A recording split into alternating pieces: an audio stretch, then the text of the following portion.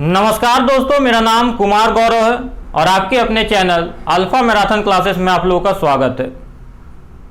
आज के लेक्चर में हम लोग चैप्टर ट्रिगोनोमेट्री से बेस्ड एक क्वेश्चन को डिस्कस करेंगे, जिसमें हम लोग देखेंगे कि अगर एक ट्रिगोनोमेट्रिक रेशियो दिया गया हो तो इसके हेल्प से हम लोग बाकी ट्रिगोनोमेट्रिक रेशियो को कैसे फाइंड आउट करते हैं। तो चलिए आज का लेक्चर हम लोग शुरू करते हैं। तो देखिए, सबसे पहले हम लोग क्वेश्चन को देखते हैं। तो क्वेश्चन में क्या दिया है कि एक राइट ट्रायंगल है एबीसी और उसमें आपको एक ट्रिगोनोमेट्रिक रेशियो दिया है। आपको पता है कि 6 ट्रिगोनोमेट्रिक रेशियो होता है। तो यहाँ पे देखिए एक ट्रिगोनोमेट्रिक रेशियो आपको दिया है, 10a का वैल्यू क्या दिया, √3। तो 10a मतलब एक ट्रिगोनोमेट्रिक रेशियो का आपको वैल्यू दिया है बस। और आपको क्या करना, find other T ratios of angle A. तो बाकी जो ट्रिगोनोमेट्रिक रेशियो बचेगा उसको आपको फाइंड आउट करना। तो 6 होता है तो एक आपको दिया, बाकी 5 करना, ए के रिस्पेक्ट में।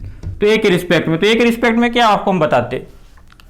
तो देखिए सबसे पहले इसको हम लोग कैसे बनाएंगे। तो जैसे सबसे पहला स्टेप की जो आपको दिया गया वो लिखेंगे हम लोग वी हैव।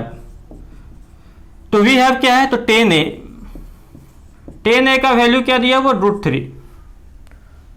तो आप देखिए अब 10a का आपको फॉर्मूला आपको पता होगा। 10 का जो फॉर्मूला होता है वो क्या होता है, परपेंडिकुलर अपॉन बेस।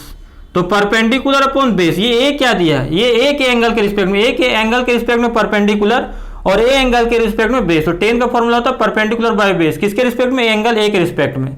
तो ये हम क्या बोल रहे हैं, एंगल ए के रिस्पेक्ट में। तो इसको आप देखने के लिए आप पिछला वीडियो मेरा देख सकते हैं। यहाँ पे भी आपको एंगल ए का रिस्पेक्ट में ही बाकी ट्रिगोनोमेट्रिक रेशियो निकालना है।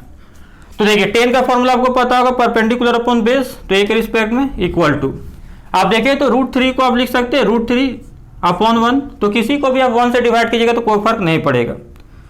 अब आप पढ़े होंगे यहाँ पे परपेंडिकुलर और बेस का जो रेशियो है वो क्या है, √3:1। तो आपको पता है परपेंडिकुलर और बेस का ये रेशियो है, ना कि एक्चुअल वैल्यू। तो अगर आप एक्चुअल वैल्यू मानिएगा तो लेट परपेंडिकुलर आप इक्वल टू क्या मान सकते हैं, √3 के, और बेस को आप क्या मान सकते हैं, 1 के। तो एक कांस्टेंट हम लोग बगल में ले लिए एक्चुअल वैल्यू के लिए। तो p को √3 के मान लिया और बेस को 1 के मान लिया। तो k लिख सकते हैं आप, सिर्फ 1 के लिखिए या k लिखिए। तो सबसे पहला स्टेप क्या था, सबसे पहला स्टेप था जो ट्रिगोनोमेट्रिक रेशियो दिया है उसको लिखिए, उसका फॉर्मूला में आपको क्या होगा। तो देखिए कभी भी ट्रिगोनोमेट्रिक रेशियो आपको निकालना तो आपको p, b और h का जरूरत पड़ेगा, ये 3 का। तो एक ट्रिगोनोमेट्रिक रेशियो से आपका 2 का रेशियो मिल जाएगा। तो 2 का रेशियो मिलेगा तो उसको आप लेट कर लीजिएगा। तो बाकी तीसरा कैसे निकलेगा, तो जो बाकी तीसरा जो बचेगा वो आपका पाइथागोरस थ्योरम से निकल जाएगा। तो एक ट्रिगोनोमेट्रिक रेशियो से 2 का रिलेशन मिल जाएगा, इसमें से कोई 2 का, एक बाकी जो बचेगा किससे निकालना, पाइथागोरस थ्योरम से। तो यहाँ पे आपको क्या मिला, p और b का रेशियो। तो p और b का रेशियो से p और b लेट कर लिए, तो p और b, तो बचा क्या, h। तो अब h किससे फाइंड आउट करेंगे, बाय पाइथागोरस थ्योरम। तो देखिए बाय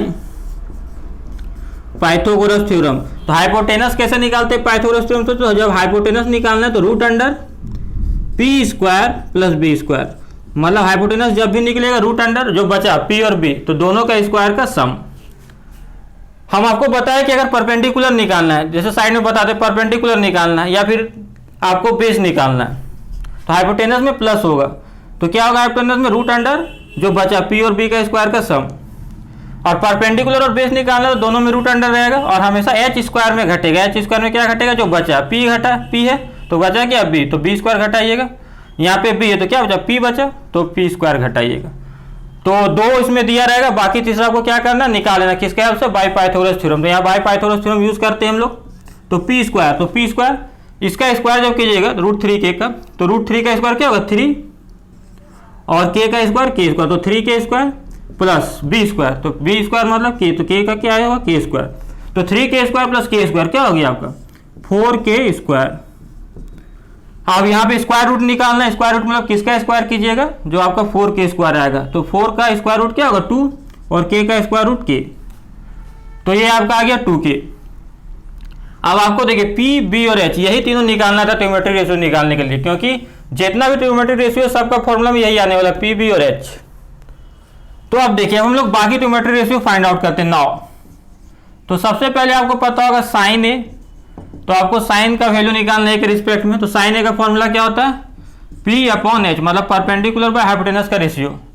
तो देखिए तो परपेंडिकुलर कितना, √3 के, और हाइपोटेनस कितना निकाले, 2 के। तो यहाँ पे जब डिवाइड कीजिए k कैंसिल आउट हो जाएगा, बचेगा √3/2। तो यहाँ बच गया आपका √3/2। फिर उसी तरह आप निकालेंगे कॉस ए, साइन के बाद कॉस ए। तो कॉस ए का फॉर्मूला क्या होता है, बेस अपॉन हाइपोटेनस। तो बेस और हाइपोटेनस का रेशियो, बेस क्या है k और हाइपोटेनस क्या है 2k, तो डिवाइड कीजिएगा। तो देखिए यहाँ पे कुछ नहीं मतलब 1 है तो k कट जाएगा तो 1/2, तो ये आपका जाएगा 1/2। अब बाकी आप इसी के हेल्प से निकाल सकते हैं साइन कॉस का। जैसे हम लोग को निकालना 10, तो 10 अब निकालना, 10 है तो दे दिया, तो 10 के बाद हम लोग निकालेंगे कॉसे के। तो कॉसे को एक बार फॉर्मूला से निकालिए, चाहे कॉसे के हमेशा साइन ए का रेसिप्रोकल होता है। तो देखिए साइन ए का रेसिप्रोकल कीजिए, या फिर फॉर्मूला क्या होता है इसका, हाइपोटेनस बाय परपेंडिकुलर। तो अब हाइपोटेनस बाय परपेंडिकुलर लगाइए आप, या फिर साइन ए का उल्टा कर दिए तो 2/√3, √3/2 का 2/√3।